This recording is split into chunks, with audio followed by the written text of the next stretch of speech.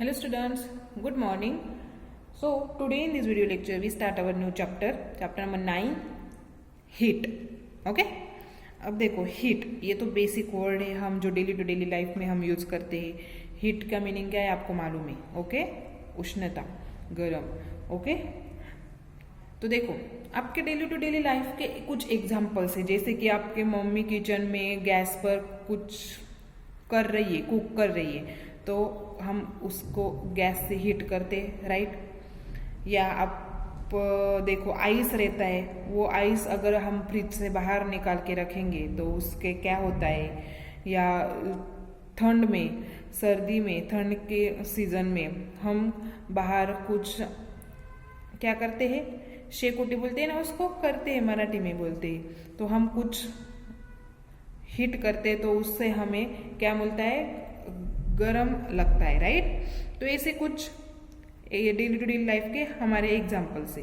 तो देखो आपको एक एक्सपेरिमेंट करके देखना है कि जो आपके पाम से आपको एक दूसरे पे रब करना है, राइट. हम ये करते हैं ना, या करते हैं हम विंटर सीजन में, ऐसे पाम को एक दूसरे पे रब करना है एंड आपको आपके चिक्स पे या ईयर्स पे रख के उसको फील करना है. आपको कैसे लगता है, हीट लगता है ना, मतलब गरम लगता है, राइट.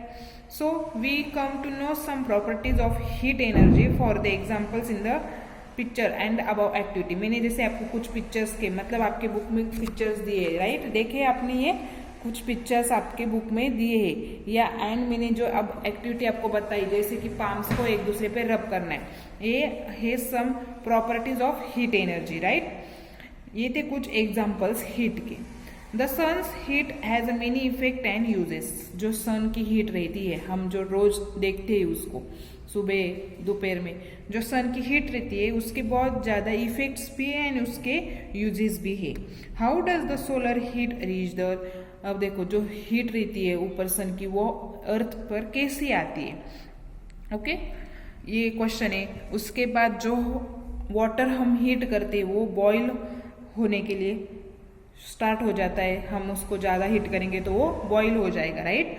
और थोड़ी देर के बाद वो फिर से हम बॉईल होता है, हम उसको गैस से नीचे उतार कर रखेंगे तो वो फिर से थोड़ी देर के बाद उसकी जो हीट है वो कम हो जाएगी. ओके, तो फिर ये जो हीट रहती है वो कुछ देर पहले बॉईल करता है वाटर, वो थोड़ी देर के बाद क्यों उसकी हीट जो है वो कम हो जाती है. Okay, the moisture in the air cools down due to in the ice cubes in the glass and collect on the outside of the glass. अब देखो क्या करना है, आइस क्यूब्स लेने हैं, वो ग्लास में डालने हैं. ओके, तो थोड़ी देर के बाद, कुछ मिनट, कुछ सेकंड में वो ग्लास के बाहर जो है वो आपको एटमॉस्फेयर के जैसा लगता है ना, मॉइस्चर आता है. वो जो एटमॉस्फेयर में कुछ रहता है उससे वो मॉइस्चर आता है, जो ग्लास में जो पूरे बाहर से वाटर की तरह मॉइस्चर आने लगता है, राइट.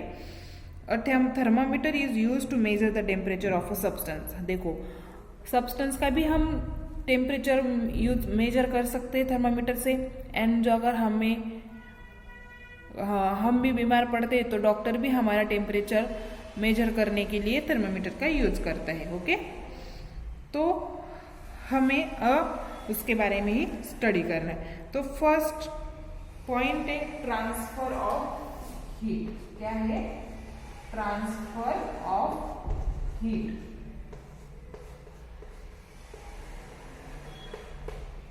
हमारा फर्स्ट पॉइंट है ट्रांसफर ऑफ हीट. हीट की ट्रांसफर कैसी होती है. ओके, अब देखो क्या है.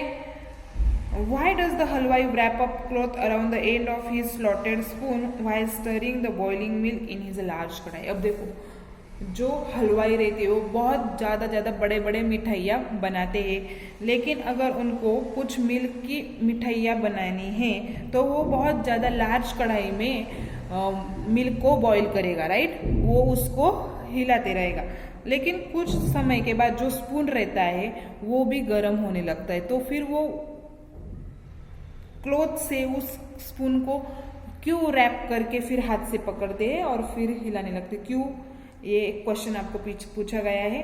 And second one is, why do we hold a steel glass in a handkerchief while drinking hot milk from it. सुबह सुबह स्कूल में जाते तो आपकी मम्मी, आपके पेरेंट्स आपको मिल्क गर्म करके ग्लास में देते हैं, राइट। लेकिन वो बहुत ज़्यादा गर्म होता है तो फिर हम क्या करते हैं, कौन से भी हैंकरचीफ या कौन से भी क्लोथ्स में उस ग्लास को पकड़ते हैं एंड फिर उसको पीते हैं, राइट। ऐसा क्यों होता है? बिकॉज वो उस क्लोथ्स के ऊपर से हमें उसके हीट नहीं लगती है, okay. When we take a hot object in a vicinity of a cold one, the cold object becomes warm and the hot one becomes cooler.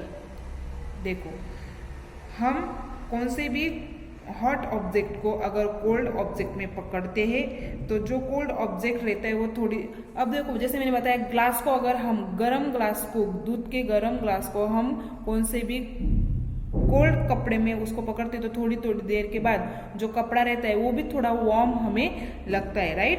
And जो हॉट होता है मतलब अंदर का जो दूध रहता है वो थोड़ा थोड़ा कूल होने को लगता है, इसलिए हम उस क्लोथ्स को यूज करते हैं, ओके। सो इसमें इस एग्जाम्पल से हमें क्या लगा, हीट ट्रांसफर होती है, राइट। तो हीट कैसे ट्रांसफर होती है? वो ट्रांसफर होती है from hot body to cold body. जैसे कि दूध हॉट है लेकिन वो थोड़ा क्लोथ में जाता है, उसकी जो हॉट हीट रहती है वो क्लोथ्स में जाती है और क्लोथ भी गर्म हो जाता है, तो फिर heat transfer from hot body to cold body, hot body to cold body,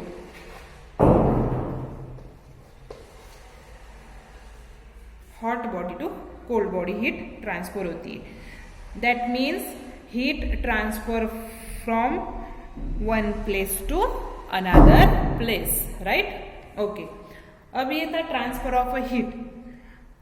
अब यहाँ पर हीट ट्रांसफर होने के 3 मोड्स है। क्या है? Modes of heat transfer.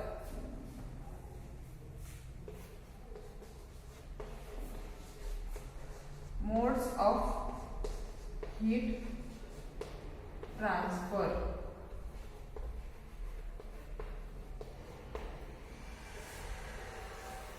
There are 3 modes of heat transfer. First one is conduction,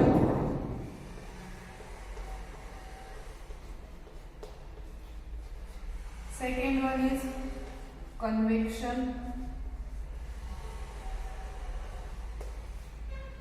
and third one is radiation.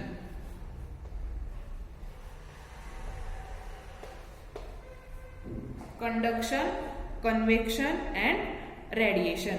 There are 3 modes of heat transfer. Okay? अब heat तो कैसे ट्रांसफर होती है, कहाँ से कहाँ ट्रांसफर होती है हमने देखा। अब एक कंडक्शन, कन्वेक्शन एंड रेडिएशन क्या है ये हमें देखना है। इसके लिए आपको कुछ एक्टिविटी करके देखनी है। अब फर्स्ट एक्टिविटी है कंडक्शन के लिए। कंडक्शन मीन्स व्हाट, ये हमें देखने के लिए आपको एक एक्टिविटी करनी है। उसके लिए आपको कौन से एपरेटस चाहिए? स्टेनलेस स्टील के बार्स चाहिए, एल्यूमिनियम के भी बार चाहिए एंड कॉपर का भी एक बार चाहिए, एक कैंडल चाहिए, बर्नर चाहिए एंड पिन्स चाहिए, ओके। प्रोसीजर क्या करनी है आपको, जो मैंने बताया, बार लेने हैं आपको। पहला स्टेनलेस स्टील का बार लेना है, एल्यूमिनियम का एंड कॉपर के बार आपको ट्राइपॉड पे रखने हैं। उसके ऊपर रखने के बाद आपको उसके ऊपर कैंडल्स के जो वैक्स रहता है ना, उसको कुछ ड्रॉप्स 2 मीटर के डिस्टेंस पे आपको उसको डालना है। फिर उस वैक्स में आपको पिंस को लगा देना है।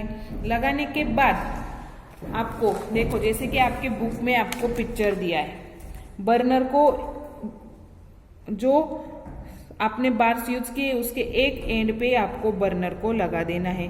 फिर देखो क्या करना है, बर्नर यहाँ से चालू किया, यहाँ पे 3 बार से, उसके ऊपर वैक्स है, वैक्स में पिन लगा दिया है। अब क्या होता है आपको ऑब्जर्व करना है। क्या होगा मुझे बताओ। अब देखो क्या होगा, हमने यहाँ पर हीट दी है, heat slowly slowly slowly slowly इस एंड से उस एंड पर जाएगी, राइट। फिर हीट यहाँ से यहाँ जाती है तो फिर ये वैक्स है, वो जो बर्नर के पास में जो वैक्स है वो सबसे पहले मेल्ट हो जाएगा, राइट, बिकॉज हीट उस एंड से दूसरे एंड तक जाती है, तो जो पहला वैक्स का पॉइंट है, ड्रॉप है, वो मेल्ट हो जाएगा, right.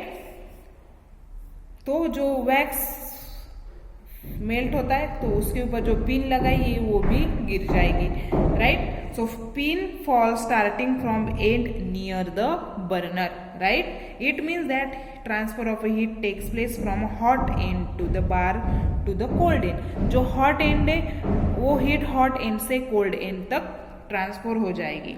This transfer of heat from hot part of an object to cold part is called conduction of heat, right.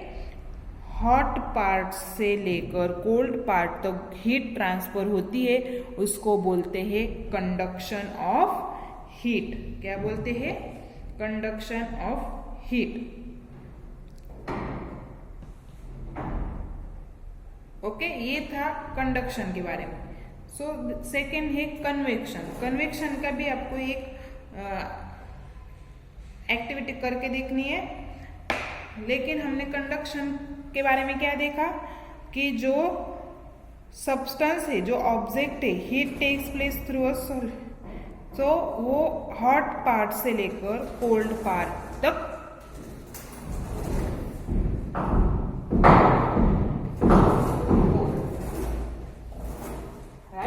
Conduction means hot to cold, hot object से लेकर cold object तक जो heat transfer होती है उसको बोलते हैं conduction. Okay, अब देखो कन्वेक्शन। कन्वेक्शन के लिए आपको बीकर लेना है, पोटेशियम परमैग्नेट क्रिस्टल्स रहते हैं पोटेशियम परमैग्नेट के, आपको क्रिस्टल्स लेने हैं, बर्नर लेना है एंड वाटर लेना है। अब देखो इसकी भी आपको डायग्राम दी है। क्या करना है? बीकर में आपको पानी लेना है, वाटर लेना है। उस वाटर में आपको क्या लेना है? Heat the beaker slowly on a gas burner. Burner लगाना है, उस बीकर को आपको हीट करना है। ओके, हीट करने के बाद drop few crystals of potassium परमैग्नेट into water. Potassium परमैग्नेट के जो हमने क्रिस्टल्स लिए उसके कुछ ड्रॉप्स आपको उस वाटर में डालने हैं। ओके, एंड आपको हीट करना है। आपके देखो अंदर आपको क्या लगना है? स्ट्रीम डालनी है वाटर के अंदर, एंड फिर बर्नर को चालू कर देना है, तो वाटर हीट हो जाएगा। वाटर हीट होने के बाद जो स्ट्रीम्स आपने अंदर डाली है वो वाटर उसके ऊपर जाएगा, कोल्ड वाटर। मतलब यहाँ पर हमने बर्नर लगाया है, राइट। बर्नर से हीट आती है तो जो नीचे का जो वाटर है वो पहले हीट हो जाएगा, तो जो हीट वाटर है वो स्ट्रीम के उस थोड़ी देर के बाद स्ट्रीम के ऊपर जाएगा, एंड जो ऊपर का कोल्ड वाटर है वो स्ट्रीम के नीचे आएगा, राइट। समझ में आएगा? Due to the potassium permanganate से जो स्ट्रीम का कलर है वो भी चेंज हो जाएगा, एंड हम उसको स्ट्रीम्स को इजीली आइडेंटिफाई कर सकते हैं। Okay, when heating begins the water near the bottom becomes warm. जैसे मैंने बताया, जब हमने हीट चालू किया तो जो नीचे का वाटर है वो थोड़ी गर्म होने लगेगा, एंड फिर वो ऊपर जाएगा, ऊपर का ठंडा पानी है वो नीचे आएगा, right. As a result, it moves upward, it replaced by cold water coming from above. These manner heat transfer by means of currents called convection currents.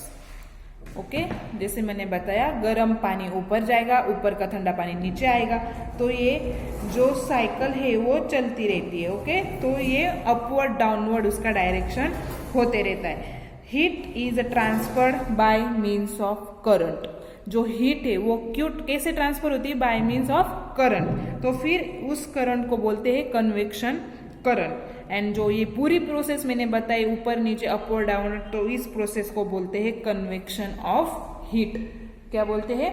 Convection of heat. And last and third modes of heat transfer क्या है? Radiation. अब radiation के लिए देखो, हम candle लगाते हैं, right, and candle लगाते हुए दूसरा मतलब जैसे मैंने बताया विंटर सीजन में हम रात को बाहर सब कुछ लकड़ियाँ जलाकर बैठते हैं, राइट। तो देखो कैंडल लगाते तो कैंडल के इस साइड से एंड दोनों साइड से आपको हाथ के सेम डिस्टेंस पे आपको कैंडल के आजू बाजू में रखना है, राइट। आपको होल्ड करना है आपके हैंड को, उसको थोड़े थोड़े पास लेकर जाएंगे तो आपको क्या फील होगा, कुछ हीट आपको या कुछ वार्म आपके हाथ को होने लगता है, राइट। तो क्यों होता है, फिर आप बोन फायर करते हैं तो हम रात को बाहर बैठते तो हम उसके पास ऐसे हाथ को पैर को लेकर जाते हैं, राइट। क्यों करते हैं हम ऐसा, आपको कैसे फील कैसे होता है, हम अगर उसके पास जाएंगे तो हमें कैसे फील होता है, राइट। एंड वैसे सन हमसे बहुत कुछ मिलियंस किलोमीटर दूर है हमसे, फिर भी हमें उसकी जो हीट है वो नीचे लगती है। क्यों, because there is no air between the sun and earth and the earth atmosphere is only a thin layer of air close to the, because sun and earth में कौन से भी एयर या कौन सा भी लेयर नहीं रहता है, सिर्फ अर्थ का एटमॉस्फेयर है वो थिन लेयर हमारे अर्थ पर वो आता है। तो फिर then how does the heat is of sun reaches, तो फिर भी इतने कुछ दूर होने के बाद, कुछ मिलियंस किलोमीटर दूर होने के बाद भी जो सन की हीट है वो हमें कैसे लगती है, सन हमारी अर्थ पे कैसे पहुंचता है। This heat is a transfer in the absence of any medium, because वहाँ पर कौन सा भी मीडियम नहीं रहता है, वो ऐसे जो हीट है वो ऐसी जगह पर ट्रांसफर होती है जहाँ पर कोई भी मीडियम नहीं रहता है। The transfer of a heat takes place in this way without a medium, this is called radiation. क्या डेफिनेशन है, the transfer of a heat takes place in this way without a medium is called radiation. क्या है, is called radiation. जैसे कि हम candle के पास लेके जाएंगे हाथ को तो वहाँ पर कौन सा भी मीडियम नहीं रहता, तो जो हीट है कैंडल की वो हमारे हाथ पे लगती है। बोन फायर रहता है तो वहाँ पर भी जो हीट है वो हमारे बॉडी को लगती है, तो वहाँ पर कौन से भी मीडियम नहीं रहता है, तो उसको बोलते हैं रेडिएशन। जो हम फील कर सकते हैं दूर से ही तो उसको बोलते हैं रेडिएशन। जैसे कि हम देखो जो हम सीसीटीवी कैमरेज लगाते हैं, राइट, जो कैमरे है वो रात के अंधेरे, दिन में तो हमें उससे दिखाई देता है, लेकिन जो रात के अंधेरा रहता है उस अंधेरों में भी वो कैमरा जो चीज़ है, कौन सी भी ऑब्जेक्ट है उसको कैच कर लेता है। कैसे, बिकॉज उसको बोलते हैं infrared camera, because camera has been developed which uses these radiations to make our surrounding visible at night। उस कैमरे में भी रेडिएशंस रहते हैं, जो नाइट में भी कुछ ऑब्जेक्ट्स है उसको हम देख सकते हैं, right. It is possible using this camera, ये कैमरा यूज करके हम keep a watch on the movements of the enemy during the night. Night में जो एनिमीज रहते हैं उसको भी हम देख सकते हैं। समझ में आ गया। लास्ट है, when heat rays fall on object a part of a heat is absorb by the object and a part it is reflected. अगर कौन से भी ऑब्जेक्ट पर हीट रेज मतलब सन की रेज या कौन से भी हीट रेज अगर पड़ते हैं तो जो ऑब्जेक्ट है वो उस हीट को एब्सॉर्ब करता है एंड वो गर्म हो जाता है and part of it is reflected. The ability of a substance to absorb heat radiation depend on its colour and also its intrinsic properties. अब देखो हीट को एब्सॉर्ब करना कौन से भी ऑब्जेक्ट ये उसके कलर पर डिपेंड रहती है and also its properties intrinsic properties पर भी डिपेंड रहती है। अब देखो कलर पे डिपेंड रहती है, ऐसे आप बोल रहे होंगे कलर पे कैसे डिपेंड रहेगी। अब देखो क्रिकेट तो आप देखते होंगे, सब क्रिकेट के बहुत ज़्यादा फैंस है हमारे यहाँ पे भी पूरे वर्ल्ड में। तो देखो टेस्ट मैच पता है आपको, क्रिकेट में 50-50 20-20 टेस्ट मैच रहता है। अब देखो टेस्ट मैच में जो क्रिकेटर्स है आपने देखा है सब एक जैसे ही उनके जो कॉस्ट्यूम है वो पहनते हैं, जैसे कि पूरे व्हाइट कलर का ही वो पहनते हैं। उनकी जो कॉस्ट्यूम रहता है ड्रेस रहता है राइट, वो पूरे व्हाइट कलर का ही रहता है। ऐसा क्यों, व्हाइट कलर के ही क्यों पहनते हैं? बिकॉज जो व्हाइट कलर है वो हीट को ज़्यादा एब्सॉर्ब नहीं करता और उनको पूरा दिन खेलना पड़ता है, तो वो ज़्यादा उनको हीट नहीं आनी चाहिए, इसलिए वो व्हाइट कलर पहनते हैं। बिकॉज व्हाइट कलर हीट को ज़्यादा एब्सॉर्ब नहीं करता है। तो उसके अपोजिट ब्लैक कलर जो रहता है वो हीट को बहुत ज़्यादा एब्सॉर्ब करते हैं और ब्लैक कलर से हमें गर्मी भी ज़्यादा लगती है, इसलिए वो ब्लैक कलर नहीं व्हाइट कलर पहनते। तो जो इस यहाँ पर बताया, जो हीट के रेडिएशन से वो कलर पर एंड उसके इंट्रिंसिक प्रॉपर्टीज पर डिपेंड रहते हैं। समझ में आया? ओके, नेक्स्ट चैप्टर हम नेक्स्ट लेक्चर में देखेंगे। ओके, नेक्स्ट चैप्टर में बाय।